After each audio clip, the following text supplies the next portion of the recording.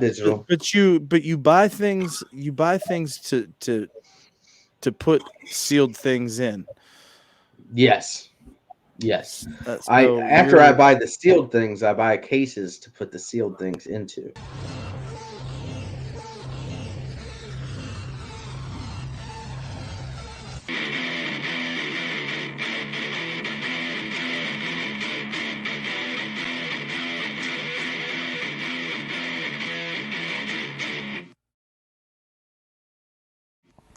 Welcome to the One Fall WrestleCast.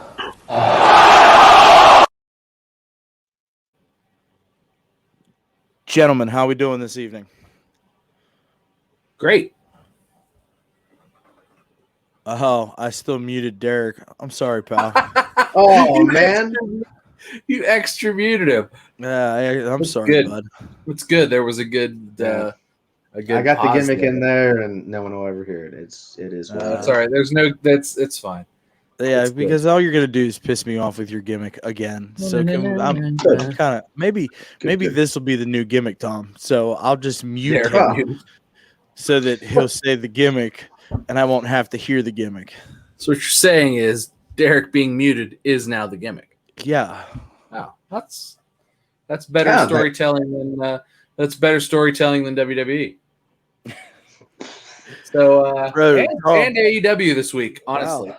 Go Tom, on. you're hot on the wrestling You going right thing. in. Well, All right. it's getting hot in these rhinos. So listen, but I'm good. How are you? I'm great. I almost died yesterday. Hey, by the way, happy Father's Day, gentlemen. Yeah, happy Father's Day. I'm glad you didn't die on Father's Day. Yeah, that'd have been a real bummer. They didn't even let you go home. They were just like, here's some water. I wouldn't have went home. That's the thing. Did you throw up? No, I was close though. Well, you didn't die. You didn't almost die. There was a lot of vomiting. I couldn't breathe. I was riding a struggle bus. Not breathing is hard though. It was tough. But they stick you in the cooler. Yeah, they packed me like a Christmas ham. They stick you in the cooler. Yeah. That's when you know it's legit. It's a anyways, bad happy Father's Day. I have to. This was my Father's Day gift from my daughter. It's awesome. I don't have my Father's Day gifts about. I got underwear. Hey, underwear. That's a good 6 Father's Day. pairs. I love them. No, I ain't even mad. These things are expensive. They're amazing. I wish they would sponsor us so I could drop their name, but I'm holding out. Target.com, pair of thieves. I got some chicken and waffles. There you go. I got beer, which I drank already. Happy Father's Day. I got a bottle of whiskey too. So yeah, I got beer. I got. My kids are little. They made me cards. That's awesome. They made you cards. They made me. Yeah, cards. Lillian made me a card too. Yeah, that's awesome. I can't wait. Yeah. I get cards from the daycare with like Sid's footprints and handprints. You know, I appreciate the words. Like she's not. She's little. Not writing stuff. So listen, I'm glad that we were all able to take a day. Like today was my day to take the day to enjoy the joys of being a father. So I'm glad we all got to do that this weekend. Much deserved, gentlemen. So I was really stoked about my chicken and waffles from the coop. I bet. Oh man, the coop is so good. So good. Hey, Tom, so there's got to be something else in this world that you're pretty stoked about that just happened this week, huh? Why don't you tell our listeners what's going on? Oh, we're talking about that already? Yeah. Whoa, we're going to fire that off. Okay. We'll start there. So I had my second ever yo-yo drop this week. And, the guitarist. The first one was the Metalhead. This one's a little rounder, so we went with a little softer name. And it's a banger, I'll tell you what. And it's good. It's a lot of fun. I had a lot of fun making it. I had a lot of fun putting it together. My buddy Joey Serrano helped me design it. My buddy Jeremy up in Canada, Jeremy Mr. Yo-Yo Thrower, he went ahead and put the whole thing together, got a production run made, and my other buddy Jeremy, who does my strings, did some custom colorways, some custom strings, and yeah, you can get these where all good yo-yos are sold, but I would recommend going to raincityskills.com or to ziplinestrings.com. You can get some killer colors, and it's really fun. It's fun to play yo-yo, and this might actually be, if you ever start to play unresponsive yo-yo, the only unresponsive yo-yo you ever actually need. It's fun, it's easy to play, it's pretty, and it's only $60. You know, these things go from yo-yos generally go from like $40 to like $150+. We made a ton of them, $60. They're in pretty colors. I like these ones a lot. Look at that. It's the Tainted Love. Tainted Love. It's very pretty. Also, we got some, you know, this is technically supposed to be Lucille, like BB King with the black, with the gold hardware, but it's black and gold. It's Pittsburgh. It's a Pittsburgh color, right? You're right. We always got to do kind of a black and gold sort of thing. But yeah, it's very exciting. Came out this week. I'm having a lot of fun with it. Because I just got mine on like Monday and they dropped like Friday, so it's awesome, bud. It's awesome. It's great. So definitely, if you're into doing the playing yo-yo, and you probably already know who Tom is. Throws and Brews. But you should start. If you don't, definitely Throws and Brews. Don't play yo-yo. Figure it out because it's fun. Yeah, dude, we all had yo-yo back in the day. Yeah, imagine going back to yo-yo as an adult. Now you can learn how to really yo-yo, and they're so much better. They're so much better. This is so much better. If you just throw this, this will spin for minutes. Remember when like, oh my god, it spun for like 20 seconds. This could spin for like 5 minutes, and you would be like, yeah. I remember my yo-yo strings being so full of Vaseline because I figured that was good for the bearings. Make it spin longer. Oh goodness gracious! Good for the response, actually. I would. You That's what I was about. I was about really that good for the Vaseline. response. I still play with wooden yo-yos. Still are, from what I hear. Yeah, that's where I kept it at. That's where I got it started. So, there we go. yeah, but seriously, wood. That's pretty dope. But seriously though, if you're into yo-yo or you're looking to get into yo-yo, check out ziplinestrings.com, raincityskills.com. I'll put a link in the description for Tom's YouTube page, and they'll appreciate that. And I'll appreciate that.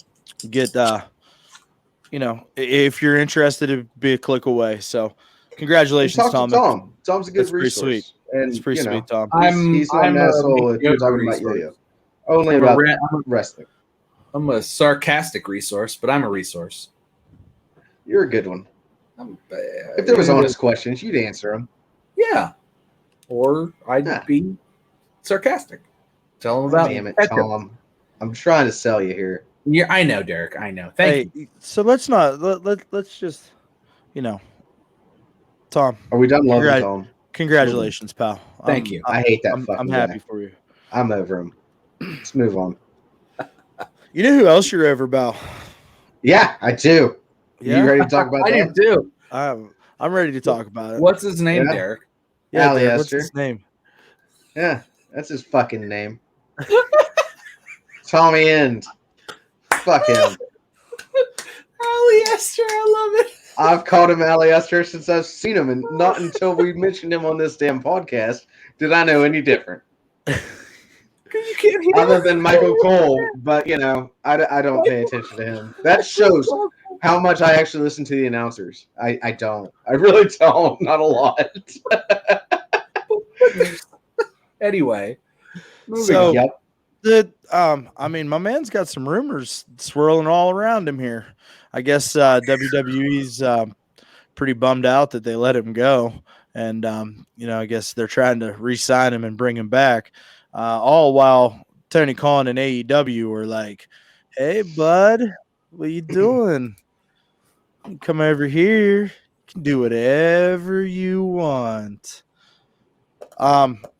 Guys, we're bad wrestlers. Want to kick them in the face. So,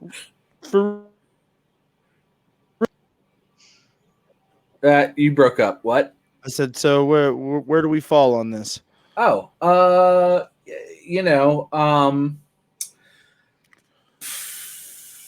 man. So from my perspective, if I was Aleister Black or Tommy End, who is the same person, I would tell WWE thanks, but no thanks.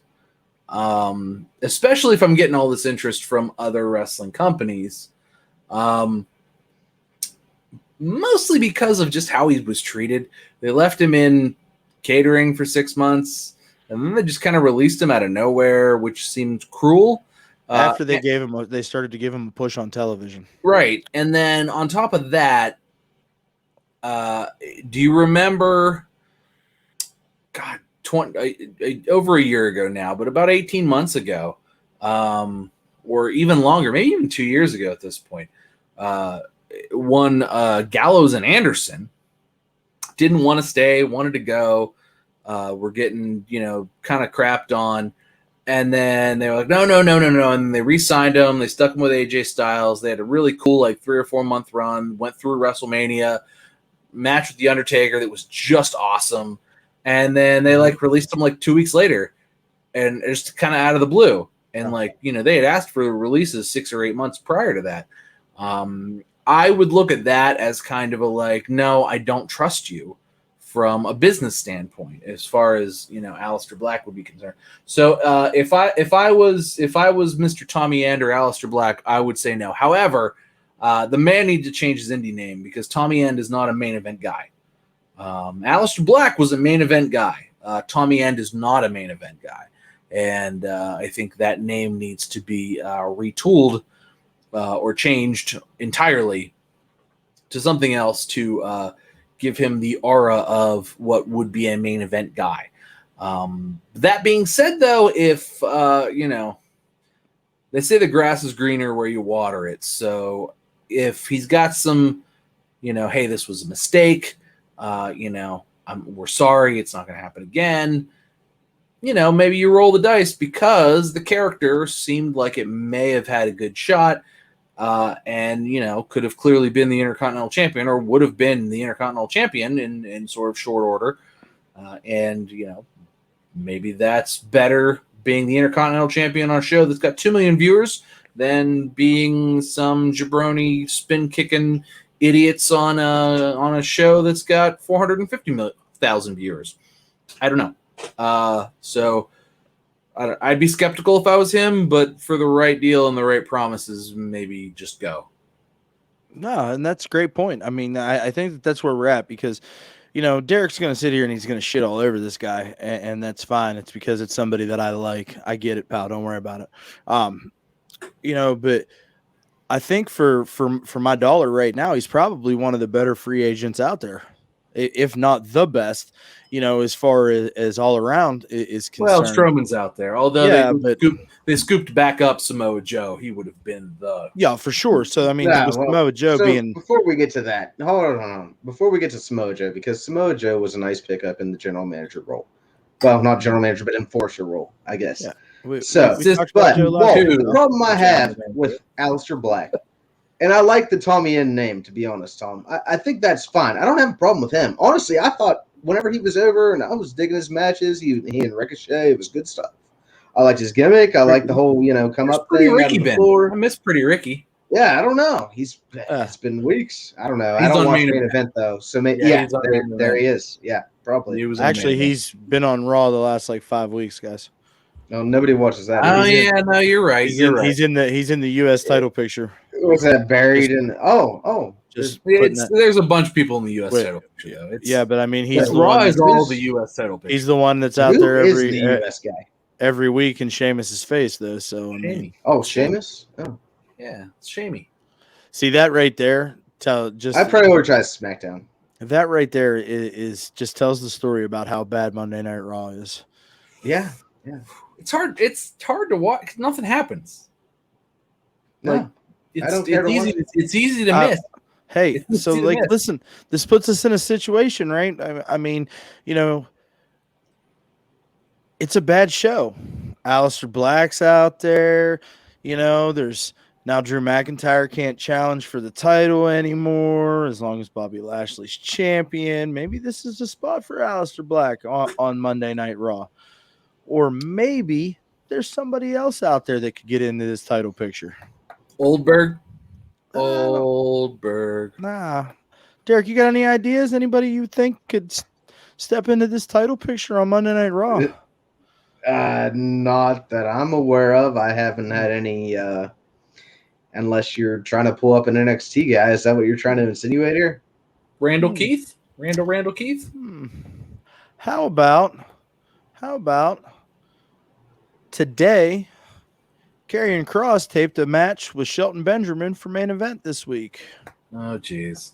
Oh, good for him. How was his entrance? That's what I'm more interested in. I don't know. It just happened today. Mr. Cross. And these rumors around Karrion Kross hitting the main roster are starting to gain a lot of momentum. Honestly, it doesn't make any sense. Whenever the last pay-per-view, the last takeover we had, or in your house, not a takeover, excuse me, he ran the table on what, like 5 guys? It was like a 5-way. He didn't though. He did. No, that's not really how that match went. It was the finish was in. It's so. Okay. All right. I have thoughts on this. Karrion Kross is absolutely more of a Raw guy. Like, if you were to put Karrion Kross on Raw, like, that would immediately elevate that brand to something less stupid than it is right now. People are going to watch him. Right. And for him and Scarlett, that's a very, that's going to draw eyeballs for sure. Especially, put him on,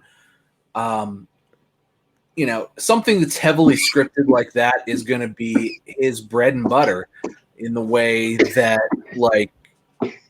NXT just isn't. He clearly does not fit in NXT. And I feel like that match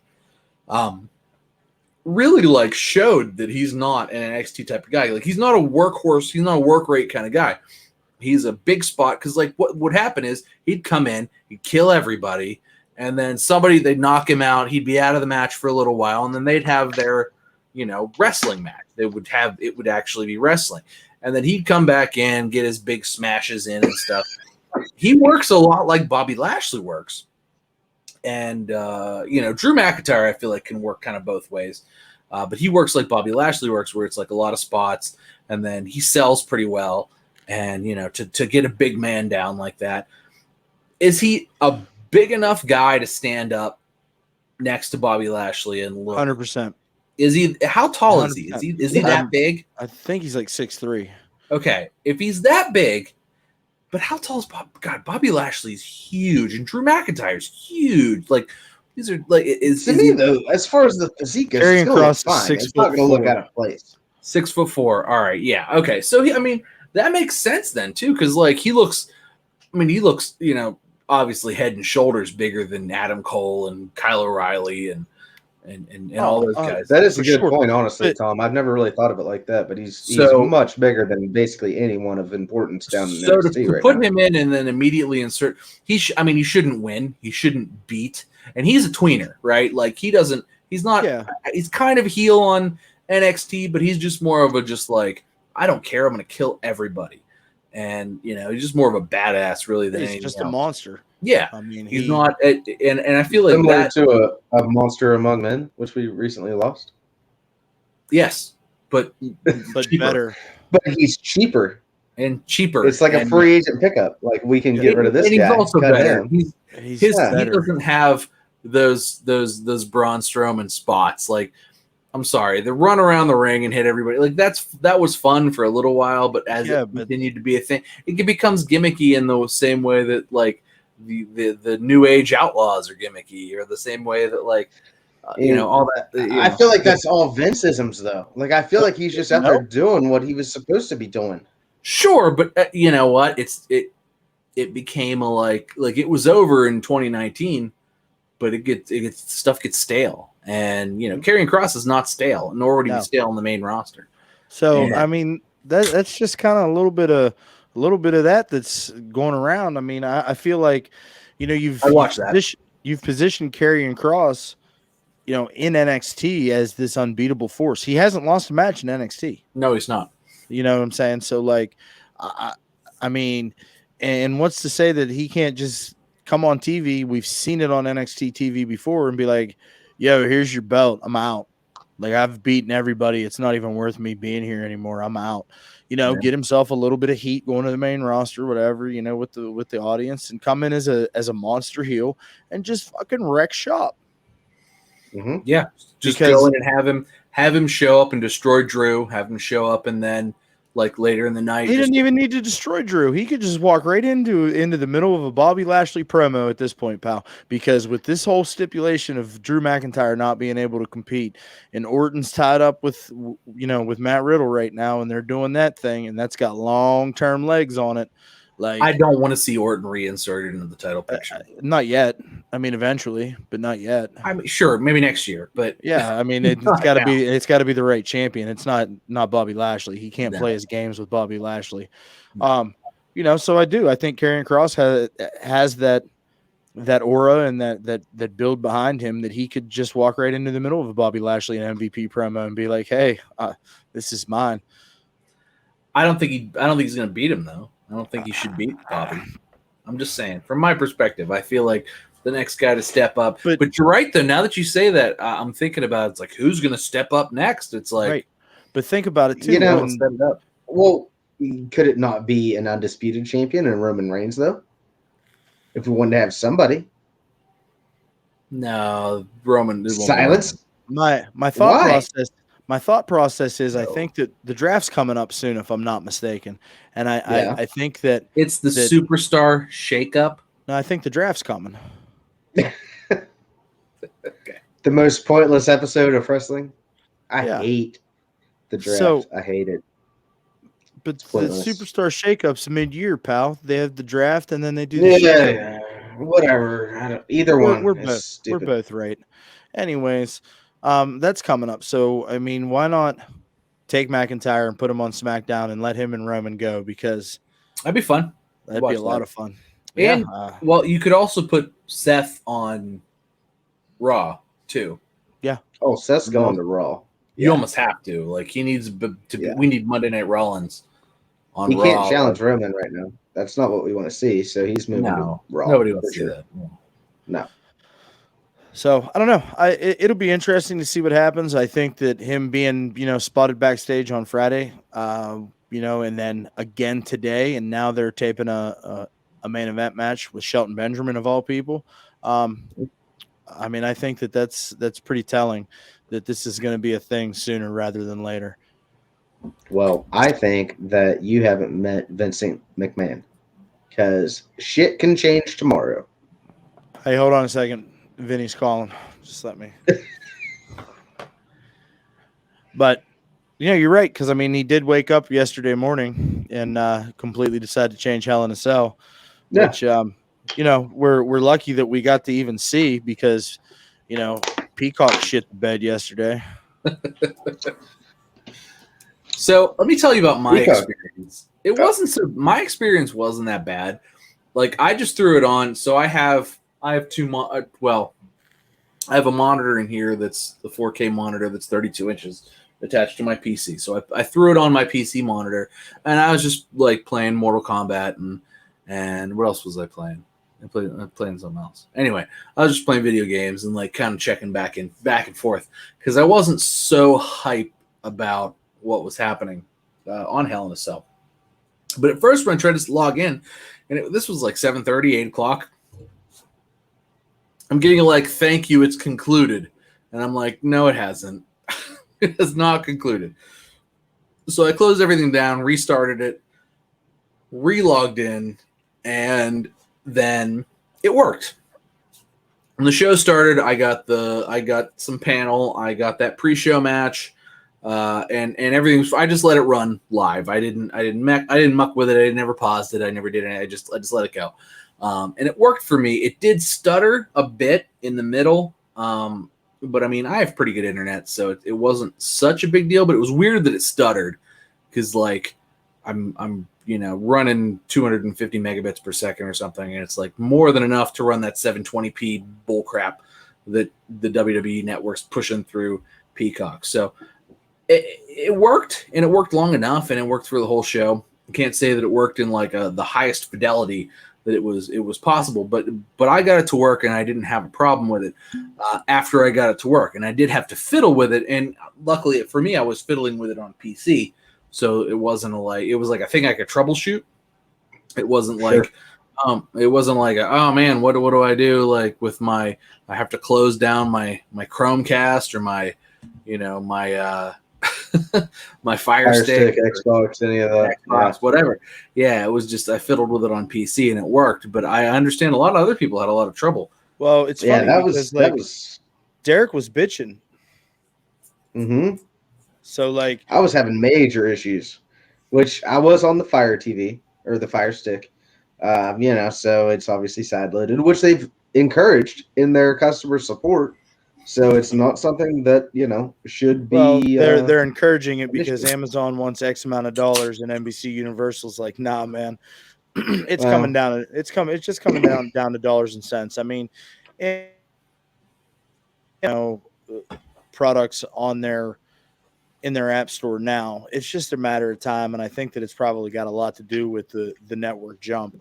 But I know that we came in here and we talked about this shit right whenever the Peacock thing came to light, and we were like, oh, what's the user interface going to be like, and how's the experience going to be? And this just for me, it's not been an enjoyable experience. No, it's actually quite terrible. It feels like a downgrade. It does feel like a downgrade. I mean, it's cheaper, so that's okay-ish, but it feels like it should be cheaper. The menu screens are clunky, and there's no clunky. They're not even organized. It's just there's no start from the beginning. If you're not looking for something that just got put up, if you're not looking for something that just got put up, good luck, right? So I don't know, man. I hate to go dive back into that, but I feel like that's a relevant piece of information because it is something that we were concerned about, and here we are, having these issues on a pay-per-view.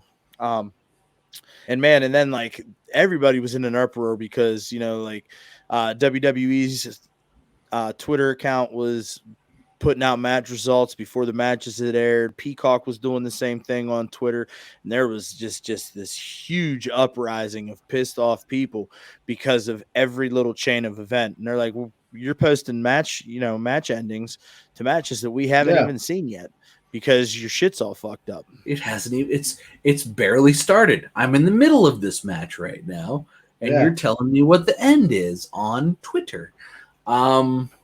No, it was a massive screw up. For me, God.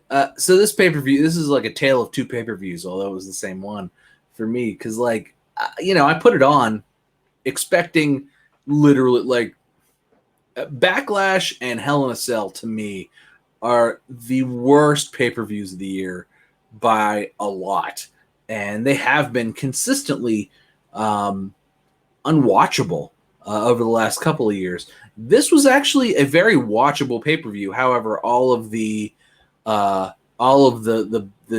behind the scenes crap about it is really what kind of mucked it all up. Because it was the matches themselves were very good. The ending of the matches were what the they had very indie show level endings, right? It was all. Are you talking about the roll up in the main event? I'm talking about the roll up in the main event. I'm talking about the disqualification with Charlotte and. Okay, that was real bad. I'm talking about the roll up with Seth Rollins and Cesaro. I'm talking about what matches ended clean? Bayley and Bianca Belair, which that should have ended clean, but I mean that could have been a house show. And Sami Zayn, Kevin Owens. Sami Zayn, Kevin Owens ended pretty clean, but I mean that was it. That was it. It was. That was it. It was, but that was it. That was those were the matches. Those were the clean ones. And there was 7, 8 matches on that card? 6. Anyway, there was 2. Well, all in all, it was very enjoyable up until the last 3 seconds of each match, basically. Yes, exactly. Up until the last 3 seconds. I can definitely agree with that. Yeah. I mean, it was a good show. Listen, I didn't mind the roll up in the main event, pal. I mean, we had one. Roll-up's always terrible, and we already had one previously. And Seth Rollins' arm that had been destroyed just 2 stomps ago by Cesaro was the one that he used for leverage to roll up Cesaro. It's stupid. It makes no sense. Thank you. Yes. Okay. Well, that's glad I'm not the only one that was watching that. That's a bad sell job, pal. That's not. It was but this is a main event. This is a pay-per-view. Like, we supposedly paid for this. I mean, for $5 whole, like, for the month. Yeah. And I maybe also watched Harry Potter, but still, I don't even know if I've been charged yet. Like, I haven't. I've been charged. Anything. I've been charged. It comes out of my PayPal account. Like, YouTube pays for my stuff, but it came out of my PayPal. Oh, I wonder if it's on my Bank of America card. I lost it, so I canceled that one. Well, I bet you they've been charged the old number and haven't figured it out yet. It'd only be like a month or a couple weeks at this point. I'll have to look into that. Anyways, okay, before you fuck around and put your whole banking life onto the internet. Yeah, man, but like, I don't know. Like, I like the roll up in the main event. Kind of throws back to that whole Randy Orton thing with, the greatest wrestling match ever, and he beat him with the roll up, and then, Drew beat Randy with a roll up. Like, there's a little bit of a deep seated continuity there. Like, you have to appreciate that a little bit. No. What? Oh, I'm sorry, Derek. There's just such deep thought out storylines on AEW that I just. Are we gonna next? Do we talk about AEW already? I forgot that. No, I'm just throwing a jab in here, pal. There's not a overabundance of roll-ups in any Dynamite that I've ever seen. But there's a guy there sure is a goddamn abundance of extra people being on the stage that don't belong there. Maybe abundance of run-ins. That's for sure. Yeah, run-ins. Yeah, run-ins. Maybe not Aubrey Everett's fault. Okay, so listen, I got a question though. I hate to get off the topic of this, but I mean, do we feel like the finishes, man? Like, what are we doing here? What is WWE doing? Vince has said that he is aware that the product is stale, but yet he keeps doing the same dumb shit week after week. And these I know what they're doing. What are they doing? They're stalling. They're stalling so they can get back on the road. That's all this is. This is we could literally stop watching wrestling between now and until wrestling comes to our town. Speaking of, are we going to that show? It's a house show, but are we going? The one in Pittsburgh? Yeah, I would go. What? It's on a Friday, right? On a Saturday. Oh, it's even better. We'll talk off air. We'll talk off air. Yes. I mean, shit, I live here, so yeah, let's go. Let's go. We'll talk off air. Let's go. Anyways, stalling till they get back on the road. Please continue. No, I think they're stalling till they get back on the road. I mean, I think that's been the theme of Raw pretty much for the last 2 months at least, because they knew it was coming. And SmackDown, obviously, they need to push something forward. Especially with what their contract requires with Fox. It's a little more, hey, you can't put bullshit out here on Fridays. So I think they've been doing that. But I think that Raw has suffered because of that. And it's literally been, good God. Okay, so Raw, let's just put this into perspective, right? I was complaining like 3 weeks ago, and it just several weeks ago about how, oh my God, I can't believe that I still have to watch Naomi and Lana and Natty and all of and who else? Oh God, they just had a match. Mandy Rose. Yeah, Mandy and Dana Brooke. I can't believe all these 6 women, like every week, these 6 women are like in some form, shake-up or another. And it's like, we're on commentary, we're in the match, and then this pay-per-view, the opening segment was Mandy Rose versus Natty. It's been like 4 months. Well, they're in a holding pattern for the tag titles too, the women's tag titles too. Yeah, they fired Lana. I thought that put the end to this whole thing, but they're just like, no, just get rid of Lana. And now you think Lana was a rabble rouser? and that's why she was fired because she wanted to go to AEW. No, I think that she was just a 2-bit reality show star wannabe.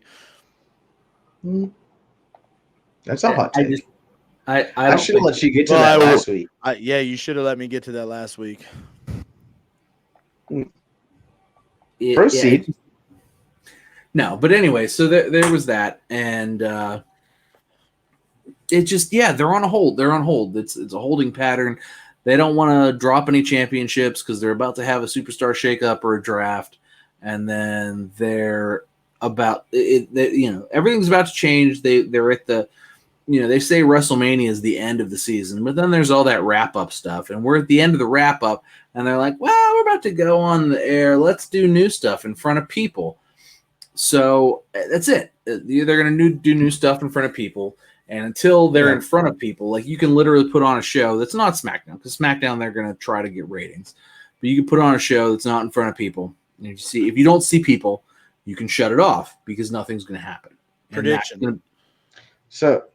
Prediction. Go ahead. Well, yep. Money in the Bank got switched with Hell in a Cell because usually they're opposite, right? Mm-hmm. There is going to be a mystery person in the women's ladder match, and it's going to be fucking Becky Lynch, and the pop is going to be incredible, and she's going to win, and she's going to go, and she's probably going to cash in at SummerSlam, and I don't know if it's going to be Raw or SmackDown. My guess is it will more than likely be SmackDown. Breaking news: Viper Piper Niven, her new Raw name is Doudrop. Doudrop. They talked about that earlier in the week, so it is official. Yeah, but it was officially announced 20 minutes ago on WWE Twitter. That's terrible. I feel sorry for her. I'm sorry. I guess it's on Raw right now. That's what they call her. But, that's it doesn't even make sense. What's a Doudrop? D-O-U? Not D-E-W, like they're talking about poop.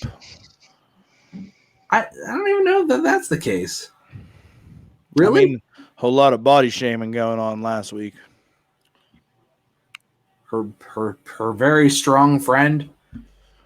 They didn't know what to call her. I don't know. I feel like Piper Niven works like she's fucking Vader. And they're just, God, I don't like this. I don't like any of it. Sorry to derail the conversation. Nothing to derail, pal. That was good. That was somebody who somebody who works really, really well. And it's like, oh, hey, like it's great that she's a heat match. Like she could have been Viper Piper or Viper or whatever. And just it would have been, but no. Doudrop. Fuck's that even? Duty drop. I don't even know that it's a poop joke. I mean, I'm not watching it, obviously. I don't even know that it's a poop joke. Like it would be like, I don't know. I have no idea what it is. I just know I don't like it. It's terrible. It's not a. It's just not a good name. It's just not a. It's not a name that gets over. I bet you $1 million on it. Not a name that gets over. I assure that as well. Look, good for Piper. Look, I think Piper Niven, as somebody who will watch, as somebody who does watch NXT UK pretty regularly, I think she works. I think her work is great. She's like Lady Vader, and that's all to me. Like that's what the women's division needs. It can't just all be like super athletic, thin women. Like you need to put out some like. Like Bull Nakano back in the day, or exactly. Or like Awesome Kong. Yeah. Like stuff like that's you need that in the to make it a legitimate division. You need the whole spectrum of the division. You need the big women. You need the strong women. You need the athletic women. You need. It would be a real good addition to that Monday Night Raw women's division. I mean, plenty, but who? That Jordan Lynn Grace. Yes, sir. You are not wrong in that. Jordan Grace is. Man, is her work good. Why is her work so good? She's just good, man. My goodness. She's so much fun to watch. Like, why is her work like she's the strong woman though. Like that's her. She wouldn't. If you look at it from the perspective, like we looked at like the whole Britt Baker thing a couple weeks ago when Derek was nowhere to be found, right? And we talked about how Dr. Britt has like really just kind of come into her own, and she's working to her style better, and she's put mechanics and shit like that together. Jordan Grace is on that same level where she works to her type. You know, she works to her body type, she works to her character, and she just lets it go, and she looks good doing it. She's not like doing moonsaults and shit. No. She's like doing presses and dropping them and elbow drops and leg drops, and I mean she would need some work, some razzle dazzle. She needs a finisher that's not like a Samoan drop. It works for Nia Jax. I mean, Nia's finisher is a leg drop, but like Nia would also need some like she's obviously not really a player either. No, she has been, but it just sort of due to lack of, she's not. I don't warm bodies. In my opinion, there's not a place for her at the top of that women's card anymore. There just isn't. I mean, she's not a good enough worker, but like Jordan Grace is a good worker, so like you could give her a good finisher, and like she could she's strong enough. She could probably like do a jackhammer, and that would be totally good. Like I'd be totally fine with that. Oh, it would. She'd fuck it up though. She tried to do that Raquel Gonzalez, one arm power bomb thing there for a hot minute. Raquel's one arm power bomb almost killed a couple people. So she did. Raquel's one arm power bomb is sick though. Raquel is a beast. Raquel is a beast. I love Raquel and Dakota Kai. Oh, wait. We haven't talked about that, but like she's what sick. Did you just say, sir? You heard me? You love Raquel. Yeah. I do. Insert clip here of Derek trashing Raquel. Okay. Note to self. I did. Well, she has always been with Dakota Kai, though. I like Dakota Kai. That overcomes it. You know what the best thing about this is like your body language. Like you're trying to convince yourself. You all right, buddy? Yeah, I'm great. You're trying to convince yourself while you're talking out loud, and it's noticeable. But Raquel is good. God, she's big, she's tall, she's just she's all of it. She's like the total, but she's the Drew McIntyre, she's the Bobby Lashley, she's that monster. She's the like. You're making me not like her as much again. No, you. Man, Drew McIntyre or Bobby Lashley. I could see it happening. The wheels were turning. The more Tom talked, Derek's face was going. Anyway, that's no. Anyway, no, it's important to like to point this out there is that like if you're gonna do a division of like, well, here are the women's wrestlers. You need to have a plethora of body types and styles, just like you do in the men's division, to make it a legitimate, competitive seeming division.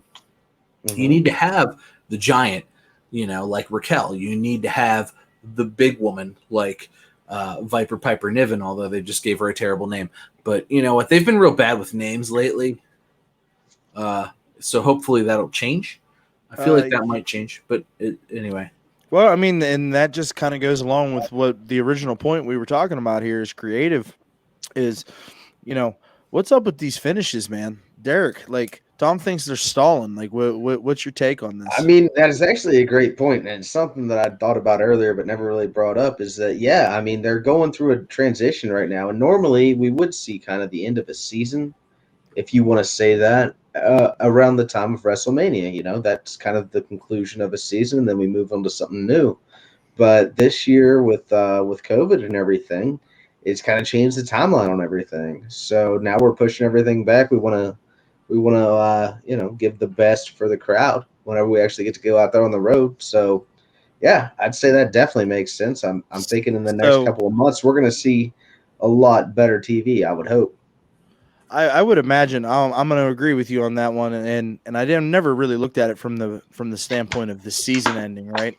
So you guys hit the nail on the head with that one, where it's like, the NHL had a shortened season last year, and then they had a shortened off season, and then they got back into another season, right? And everything's still all jacked up from the pandemic. Yeah. So I guess I never really looked at it from that perspective, and man, that's probably a good call, because I think come SummerSlam, everything is going to kind of shift, especially after we get past Money in the Bank and that's out there and that's live, and get a little bit of buzz going around the title picture, and you can really do whatever you want with the Money in the Bank in this situation going into SummerSlam. So, no matter what, the crowd's going to pop like it's going to be nuts, no matter what you put out there, for sure. But it's just a fun gimmick, right? I mean, Hell in a Cell's usually a fun gimmick too. I love Money in the Bank. Money in the Bank is probably my favorite pay-per-view of the year. I love a ladder match. I do. I know it's dumb. Like, I can't climb the ladder. It's so tough. Like, you should probably practice that in the off season. Try to climb ladders faster, because you should do that to get the briefcase. I feel like Elimination Chamber is always what ends up being my favorite gimmicky match. Yeah, I like Elimination Chamber a lot too, man. I feel like that's what ends up being on it. No. Well, that's okay. That's not crazy. The Rumble. Like, that's not the look. Right, you can't. The Rumble is clearly, the Rumble is the Rumble. Yeah, like it's clearly number one to me. The Royal Rumble is almost better than WrestleMania. It kind of is sometimes. Most times. Okay. Yeah, I'm not going to fight that point. That's not a secret. No, it's not. R.I.P. Why am I still whispering? R.I.P. Pat Patterson. But so it'll be interesting to see what happens with all that moving forward. I don't know, man.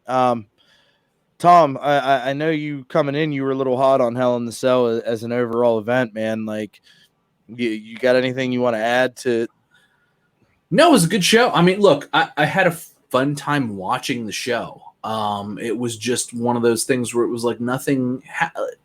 I felt disappointed at the end because, like, I watched the show, but it was inconsequential. It was just like, hey, here's some good wrestling matches, but for the most part, it was inconsequential. And there were some highlights for sure. I really enjoyed KO versus Sami Zayn. I thought that was a good match. It did end clean, which was good. You really? What? You like that match? You didn't? I thought it was terrible. Really? What was wrong with that match? I thought it was great. You know what I didn't like about it? Why? It's because, I'm fucking trying to tell you, pal. Like, so, like, get it out quicker. Okay, well, going into WrestleMania, I was like, hey, guys. And Tom was like, nah, 10 years ago, that shit would have been real, real good. Well, that's kind of how I felt going into Hell in the Cell. It's like, we saw this a couple of weeks ago. Like, we did. This isn't the second, but look, like, they're always gonna put on a good match. Yeah, but they did something different this time, and I didn't like it, which is really hard to say. I don't know. I felt like this is the best Sami Zayn Kevin Owens match I've seen in a minute. Maybe I need to rewatch it. I don't. I agree with Derek. I think that was the best one probably, and the best build to it probably since they were in NXT. So, I mean, that's just my opinion. I guess I'll rewatch it, and if I'm wrong, I'll eat shit next week. Okay.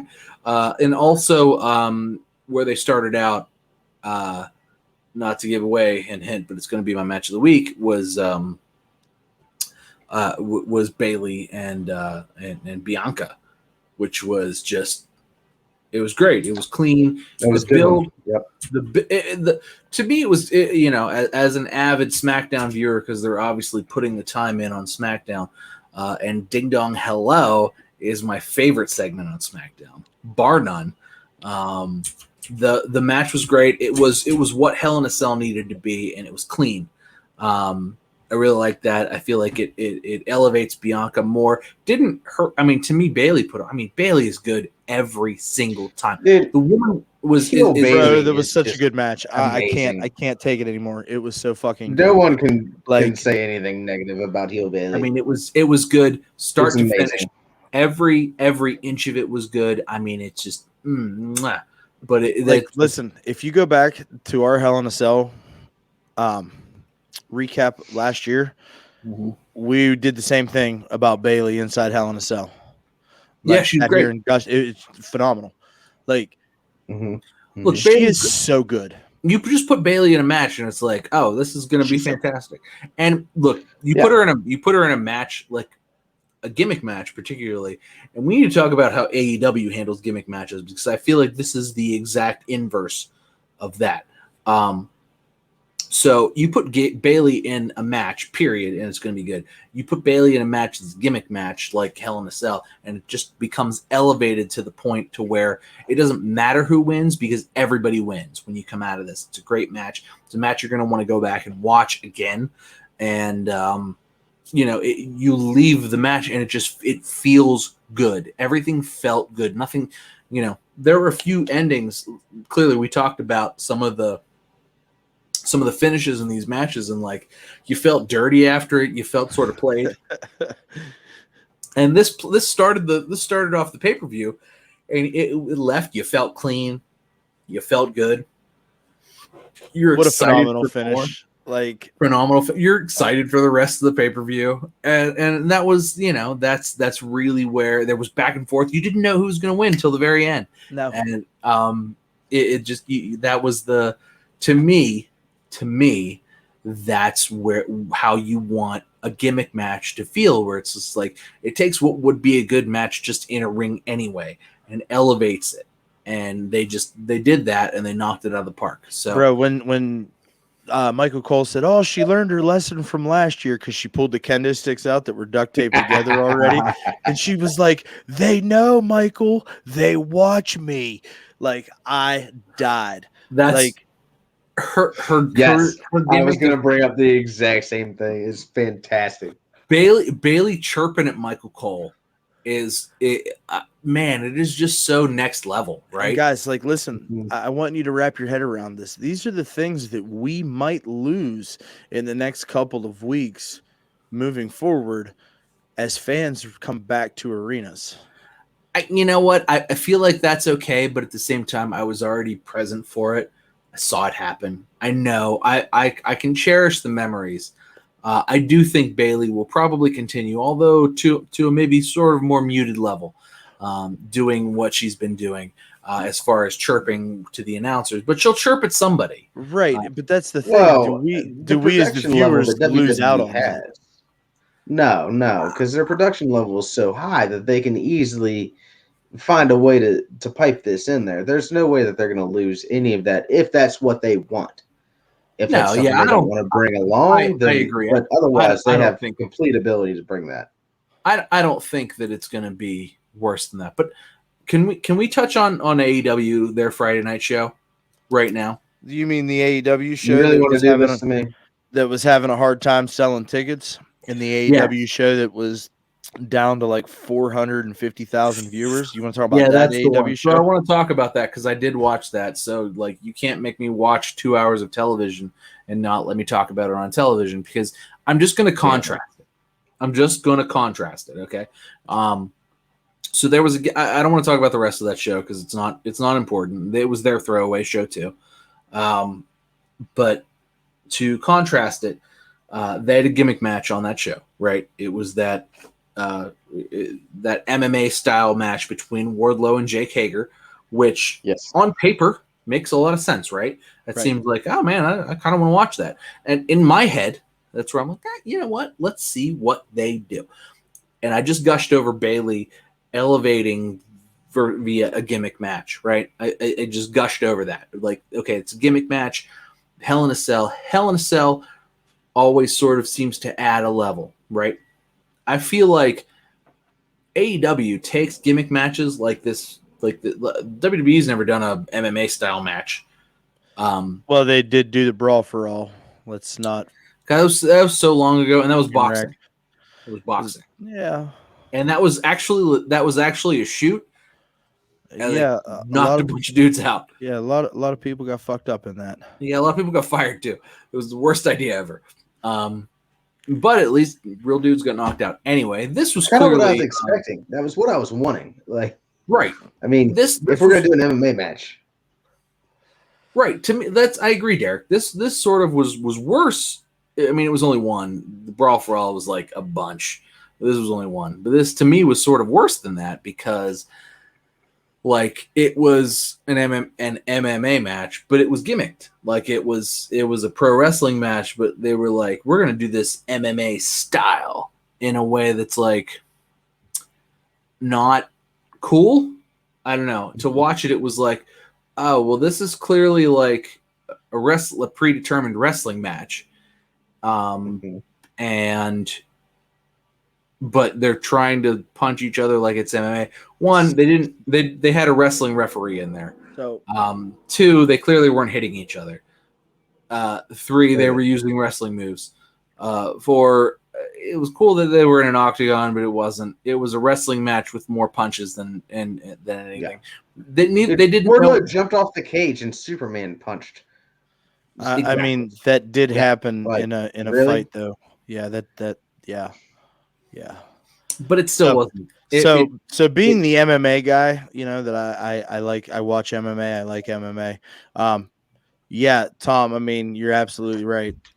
But at the same point in time, anybody that thought that this was going to be like a legit MMA fight, man, that's not what I'm saying. They got to get their eyes examined because no. You're missing the point. The point that I'm trying to make is that this was a gimmick match, right? And a gimmick match is supposed to elevate either a feud or something like that. It was a gimmick match for the gimmick. They did it for I don't know what, but it wasn't done for the same reason that you do a Hell in a Cell, for the same reason that you do no disqualification, for the same reason that you do a no holds barred type of match. It was done because, oh, hey, Jake Hager has participated in MMA matches. Yeah, he's actually undefeated. And they made sure to sell that quite a bit. And he's right. He's you know, 1 or 2 fights away from a championship fight in Bellator. Sure. Look, I'm not arguing that Jake Hager is good. But that's what I'm trying to say. At this point, all they were trying to do though is just set up like a rubber match for them. Yeah. Because this is now we're 1-1. You know. We've done both of their styles that they want to do. But why, Tom, I'm picking up what you're putting down. Like, but why book it that way? It just makes everybody look bad. And that's kind of what happened. Yeah. Hey, look, it's been dogged on the internet. I watched it and I was like, man, this is boring. It's not even fun. Like, it wasn't even a fun. Stupid. It was dumb. It wasn't even fun to watch. No payoff to it. No payoff, exactly. Like, whereas I can like watch Hell in a Cell and be like, man, this was a really fun match, but they mucked up the booking of these finishes. But I get it because they're just saving everything. Like, this was a pause button. Here, enjoy these matches, but nothing's going to change. We'll see you on the road. And that was the end of that. But it was like, you know, they still did the matches right.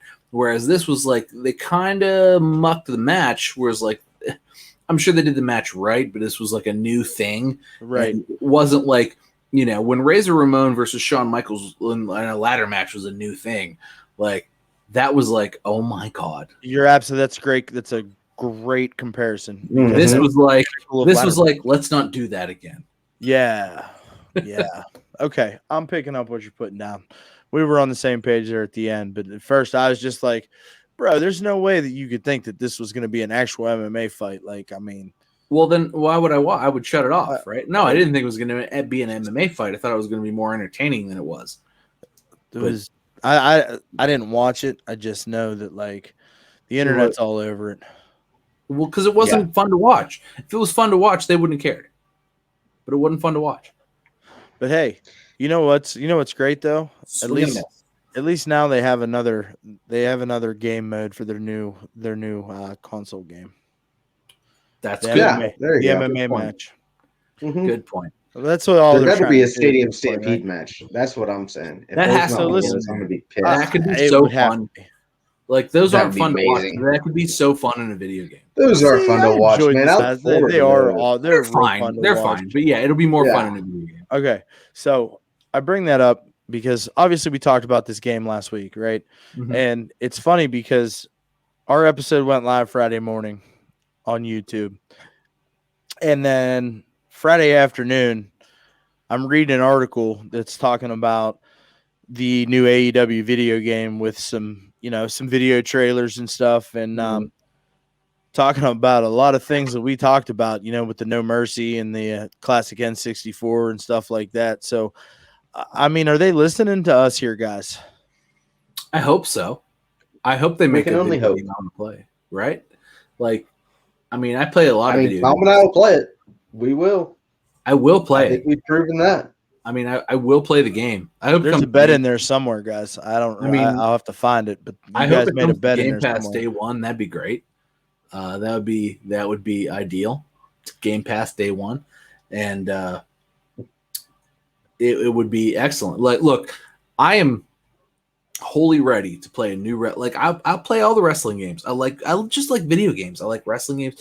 I even like. You remember like N64 1996 WWE Raw, that game where like you had to do Mortal Kombat style like button inputs to like do moves, like even if it was like a suplex.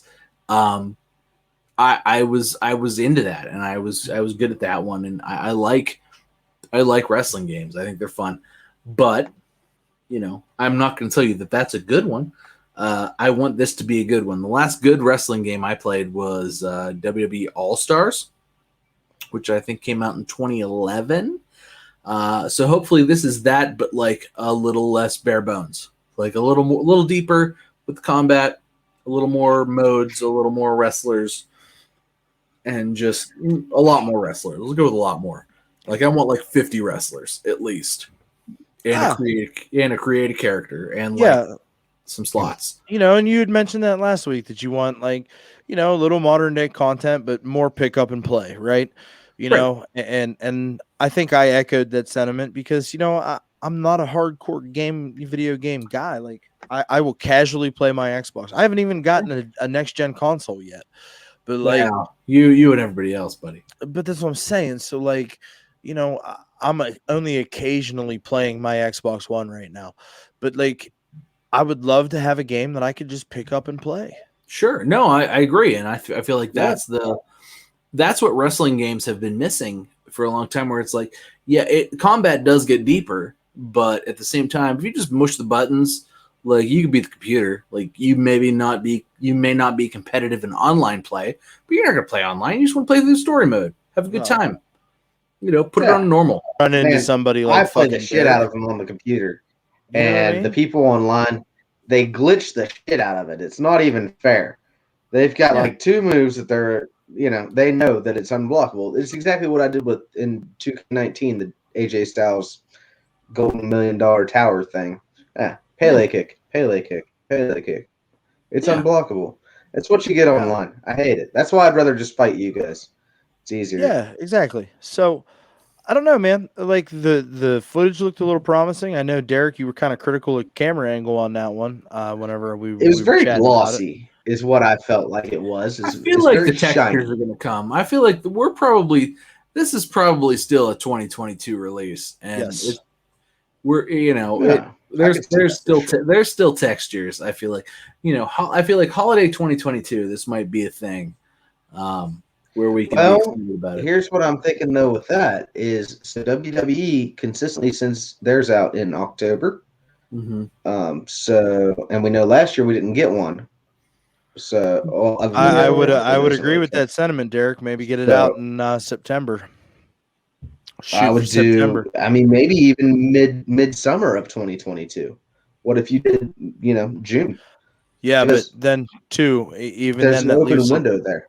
But that still leaves enough amount of time for people to form an opinion and still possibly buy the WWE game. So if you want from a business aspect, if you want to get in front of that, you go, if they're releasing on October 2nd, WWE's releasing on October 2nd, you almost want to release on like September 28th just to undercut that opening sales. I mean, Tom's smiling because he knows I'm right. I would go maybe a week or two earlier than that. But so here's the thing is that whereas guys, let's check our own privilege here. I could buy a game every week if I wanted to. It doesn't matter, right? It does. I'd buy bourbon instead. Right. I'm just saying that, like, we have, as men approaching our 40s, we have disposable income. We work far too hard for far too little cash. But, to us, $60 it is what it is. That's living high on the hog right there, pal. Like, if I'm spending $60, like, I'm enjoying myself everywhere. Right. You know what I mean? Like, right. But I'm just saying. Which we do. That's why. If it's $60 in a month span, that's one thing. But if when we were 15, when we were 16, $60 is a lot of money, man. Fuck, when I was 21, man, I'm putting that stuff layaway at Hills. Oh yeah, exactly. That's what I'm saying. Like, when I'm 21, even 25. 25, my wife is pregnant, and I'm like, oh my god, what am I gonna do with my life? 25. You're married with a baby on the way. 25. No, I wasn't. I was married. I don't know. No, baby on the way. 27. I'm comparing my timeline to yours, bro. Right. Like, oof. Right. We were in two totally different worlds 10 years ago. I'm just saying, man. I'm just saying. Wow. I'm just saying. I mean, good for you, bud. Like, I'm not.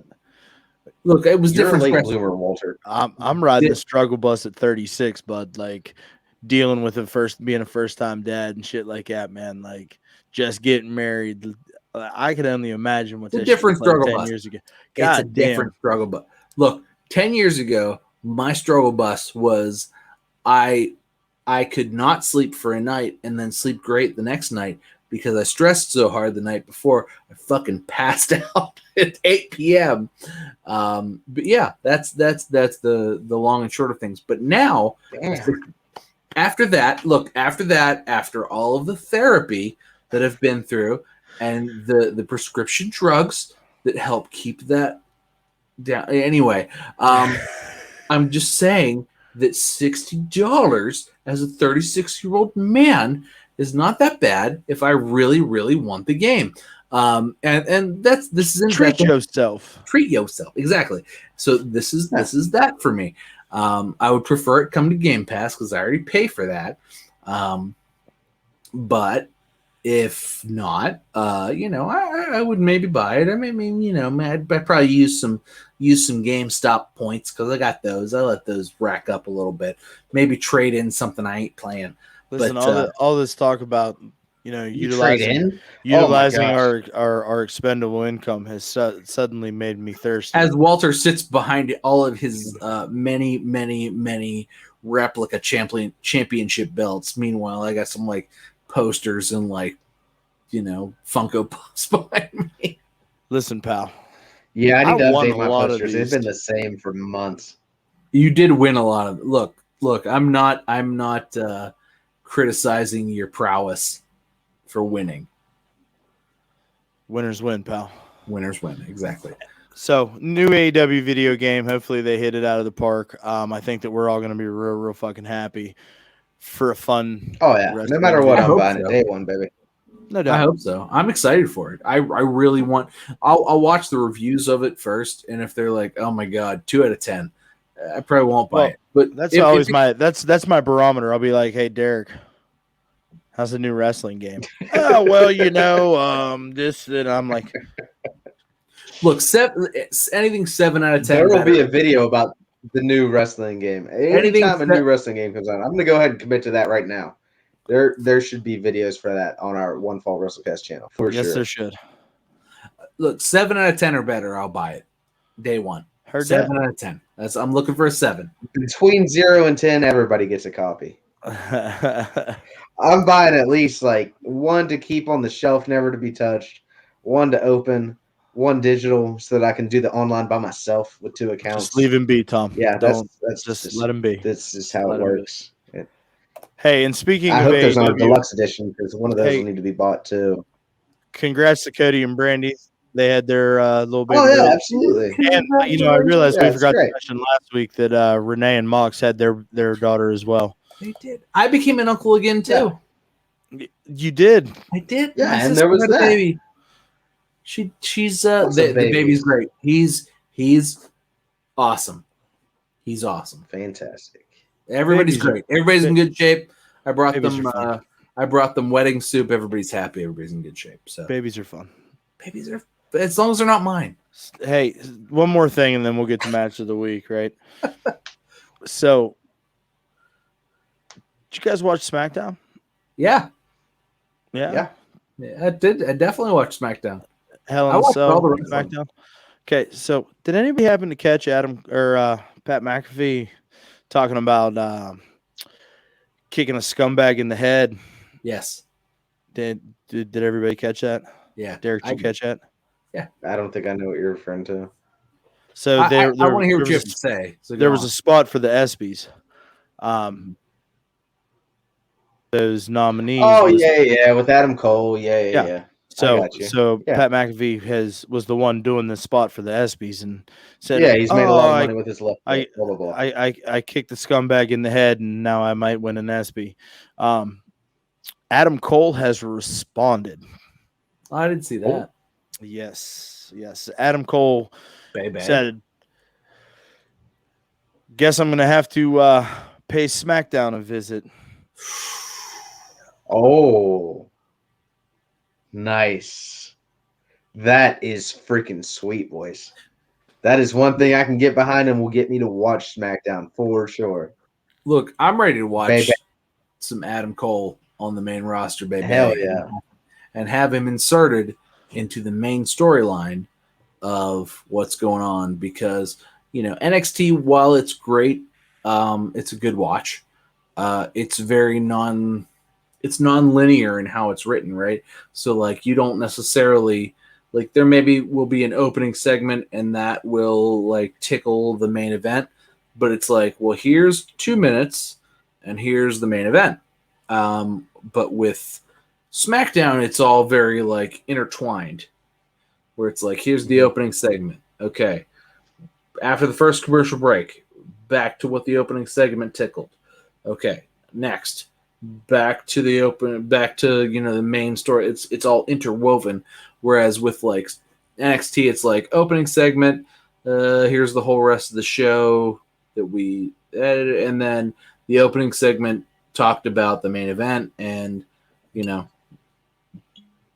beginning and the end. Yeah. So yeah, I would watch that. I feel like Adam Cole is a prime contender for being a guy who is just intertwined into an entire like 2-hour show, and I'm good with that. I think that this is phenomenal news for Adam Cole and the WWE universe. Put it into my veins. Yes, absolutely, absolutely. Yeah. I've been like kind of really waiting to see if something like this would happen because. Correct me if I'm wrong because I've been kind of out of the loop the last couple of weeks. I haven't made that a secret. I hadn't seen Adam Cole on NXT TV in a while. No, he's been on. So they did. He was in the main event with Karrion Kross on the pay-per-view. Outside of that, like so he was on too because no. You're wrong. He was, but he was very he was taunting. He was taunting Karrion Kross. Because the last thing that I remember seeing was him cutting that promo, doing that interview style poolside. That was like really the last. No. He's done a lot more since then. He's done so. First he got in Karrion Kross's face, and then when Karrion Kross said he wanted everybody after he destroyed whatever 3 out of 4. Adam Cole wasn't in the ring at that point, but then Adam Cole came up on the screen, and he called him out, and. Then obviously they had the match this week. Adam Cole's been very intertwined in what's been going on up to the pay-per-view. And then, he was very involved in the finish of that, where, there was Kyle O'Reilly was was getting choked out. But like Adam Cole didn't let his submission go, and Karrion Kross won by choking out Kyle O'Reilly. So then I'm just like super out of the loop then. Yeah. I mean, it's I'm not, which is fair. I've had a busy couple of weeks, so not to be a jagoff, but no, you're good. You're not being jagoff at all. Appreciate it. It was very Adam Cole was involved, and then on this last week when Samoa Joe came back. And they said, all right, well, I saw that. Mr. Regal says, all right, well, you're going to fight Kyle O'Reilly. And he's like, I shouldn't be fighting Kyle O'Reilly. I should be fighting Karrion Kross. And, yeah, it just is a very because also they picked their opponents, Adam Cole and Kyle O'Reilly. So Kyle O'Reilly is going to fight Pete Dunne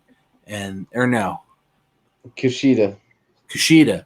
Yeah, and then Adam Cole. I feel like it's really much tying up loose ends because Adam Cole and Kyle O'Reilly are going to have their final match at Great American Bash. Yeah. And then obviously we know Kyle O'Reilly's going up against Kushida. Do I think he'll take it from him? No. But does it give that belt it's not even a title match. He's just going to beat him. Is it not for the title? It's not for the title. They're not. He's not in the weight limit. He's going to beat Kushida, and then whatever they have, and then they'll go Great American Bash. They'll fight each other, and I think they'll just tie up loose ends. But you're right. I mean, I think if we're leading up to a draft or a superstar shakeup or whatever, they're going to take Kyle O'Reilly, or no, not Kyle O'Reilly. They're going to take Adam Cole. They're going to take Karrion Kross. Karrion Kross might just randomly lose, thanks to Samoa Joe probably on a random episode. And maybe it'll be to a returning champion or a returning somebody, maybe even Tommaso Ciampa, somebody like that. Just somebody. That'd be awesome. I'd love to see Ciampa with another run. Just a steady hand to put the belt on. They've probably got a month or two to work it out. No, and that's something I guess I really haven't thought of either with the draft or the shakeup or whatever the fuck's coming up. They're able to tie up some loose ends. And Derek, I think you kind of summed up the entire episode, man. Just where we were at, tying up some loose ends on some shit. So, yeah, man, I'll be interested to see what happens once we hit the road and fans are back in the buildings and, everybody is where they belong in their proper time slots. And I think that we're in a situation where we, the fan, is going to win, and we're going to get some good action here moving forward as we continue to progress towards the road. I'm already winning. I think we're on the cusp of great things to come. Definitely. Gentlemen, match of the week. Well, I get to go first. I already talked about this. It was Bianca versus Bayley. So good. I mean, it was really good. They elevated what Hell in a Cell is supposed to be, and they took it. They took the opportunity to fight each other. This has been building for weeks. The build was great. Exactly. Look, ding dong, hello. Bayley's whole that needs to continue. But Bayley is phenomenal. She's phenomenal. Look, everything they've given her, even when they give her crap, it's great. But I feel like what they've given her now is really, really they gave her a Karen vibe before, but now she's drunk Aunt Bayley, and she's like Sally Jesse Raphael. Bro, that is awesome. Drunk Aunt Bayley. Oh my god, that's exactly what it is. It's so good. But her in ring is obviously still just as good. And it's so my mind is blown. Drunk Aunt Bayley. I was into it. I was into it rolling in. I was into it after the match was over, and I'm just all I have coming out of it is man, that was the right result. I have love for both of these women, and they both put on a great match, and they made me really happy. And that's what I was going for, right? That's what you want out of a title match. I'm glad that Bianca retained. I feel like that was a big thing. She had a big stepping stone in Bayley to get over. Not only Bayley build that as high as it could possibly build to really get her over, but I mean they had a great match together too. So and the stuff where they were tying up Bianca's hair and sort of trapping each other, and especially toward the end where Bianca trapped Bayley by tying her hair to her wrist. Really just solidified a whole gimmick within a gimmick, and just to me that's what a pro wrestling storyline needs to be. Such a great match. They knocked it out of the park. Look, the feud has been phenomenal, and it's not what's it been 6 weeks they've been working on this feud, this build up, something like that, 6 to 8, something like that. It's so good. It was worth every bit of it. Good. And I am not a Bianca Belair guy. I'm not into her white meat baby face. I'm just not. She's been a little less white meat. Look, I agree. Look, I feel like I said this about everybody. Everybody's better as a heel, but it's been fucking phenomenal. But her baby face runs good, and a lot of that is kudos to Bayley just putting over. Derek, what's your problem? I hate it. I hated the hair tying stuff. Jesus. And it just blows my mind Jesus. that Tom sits here and talks about how great it was. Whenever earlier in our group chat, gimmick. He was, the gimmick, the gimmick. But you hate magic, but you can tie up hair to a rope or use hair as a whip. He used it as a whip. It's just ridiculous. It's hair. The magic is ridiculous. It's hair. Okay, so whenever the Undertaker used the urn and all of a sudden he had power, were you like, I hate this magic? Whoa. Such crap. Whoa. You bring the goddamn good name of the Undertaker into this nonsense. One, I was a it's child. Not that much of nonsense. Two, I mean, it is, but one, I was a child. Two, there was no mind control or magical explosions that scared people. Three, no, that happened in 9. Okay, but still, were you not afraid of the Undertaker as a child? Listen, I saw the Undertaker one time at a house show. One time.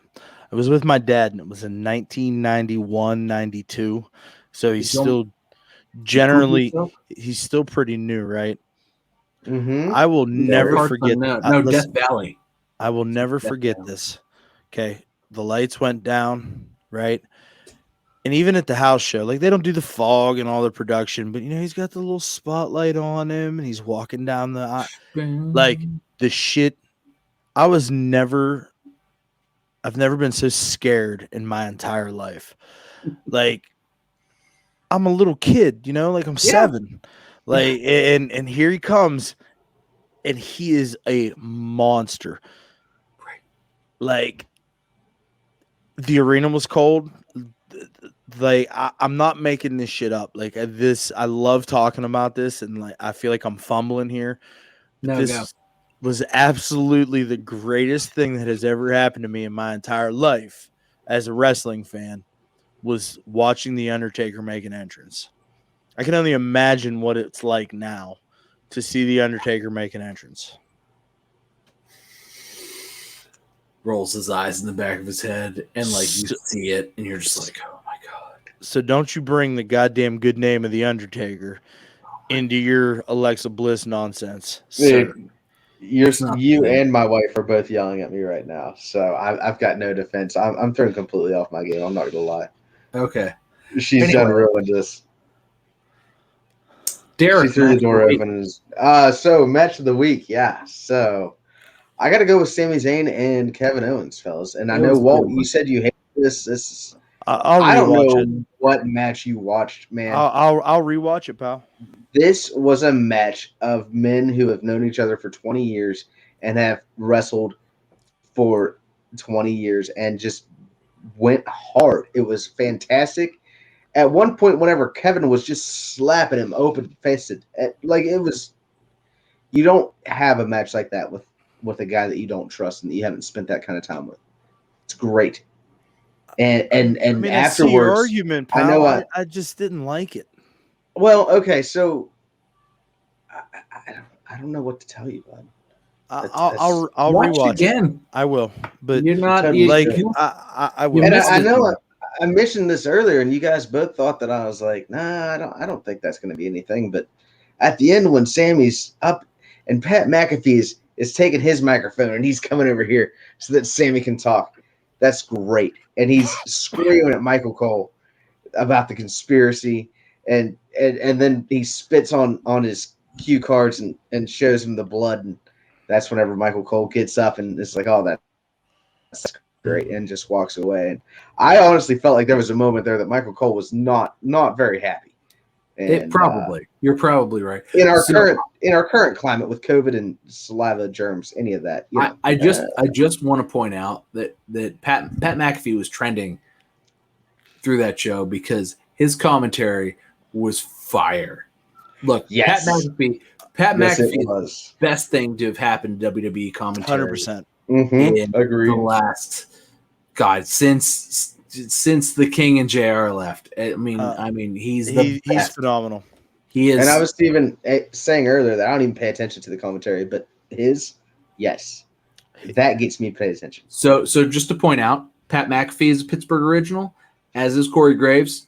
The best commentary in WWE, the best commentary in wrestling today, period. Pittsburgh originals. Period. Walt. Gentlemen, I'm going to take it to Friday night. Roman Reigns versus Rey Mysterio. Ooh. Yeah, that was a good one. It was real good. I liked that a lot. Can I tell you why? Rey Mysterio. No, shut up. Can I tell you why I love this match? Yes. And it by far was not the best Hell in the Cell match of the week. It was real good. It was the second best. It was definitely the second best. It was Bailey and Bianca was way better. But Hell in a Cell it was match. Still look. Roman still just they knocked it out of the park. They really did. This type of situation just shows you the complete and utter respect that Roman Reigns has for Rey Mysterio. Roman is the most over, untouchable character in all of professional wrestling right now.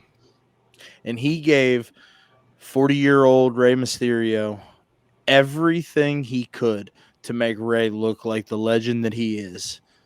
He let Rey beat the ever-loving piss out of him for 15 minutes before he made his quote-unquote babyface comeback while he's playing a heel. And then he took over the match, and then Rey got his babyface comeback, and then Roman fucking put that shit to sleep real quick. Okay. The fact that Roman Reigns, the tippiest toppest, as Tom would say, of all of professional wrestling, to give so much respect to Rey Mysterio in an environment that Rey had never been in his entire career on network television, man, that's a feel-good story for a true hardcore wrestling fan, because you know what Rey Mysterio has done for the business, what he means to the business, and to have the guy give him what he gave him, there's nothing that anybody is going to say that's going to change my mind that was the match of the week. Also, to shout out to Rey Mysterio, Roman beat him into the cages like he was a drum, he just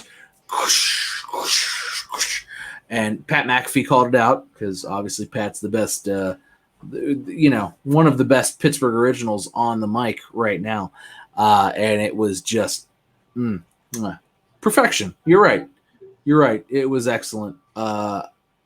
Yes.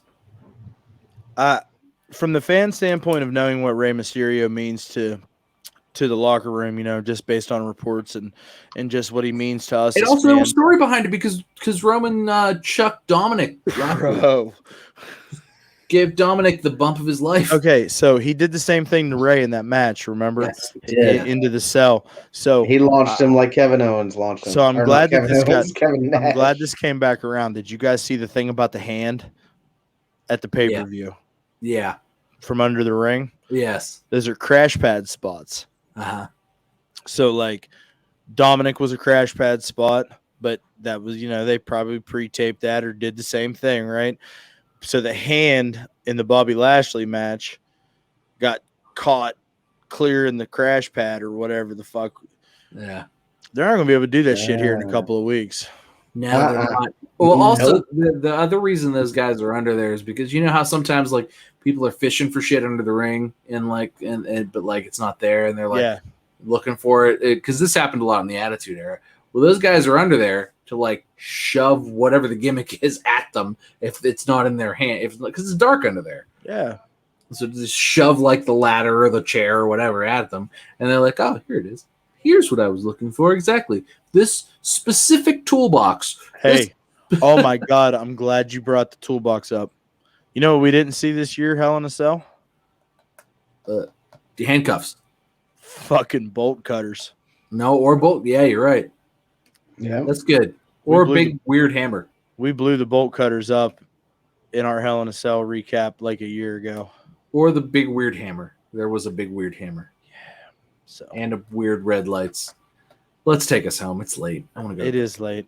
Gentlemen, thanks so much for being here. I know that sometimes it's not the funnest thing in the world, huh? It's fun every time. I just ran out of beer. It's awesome. I mean, you want to come here? I got a bunch of bourbon.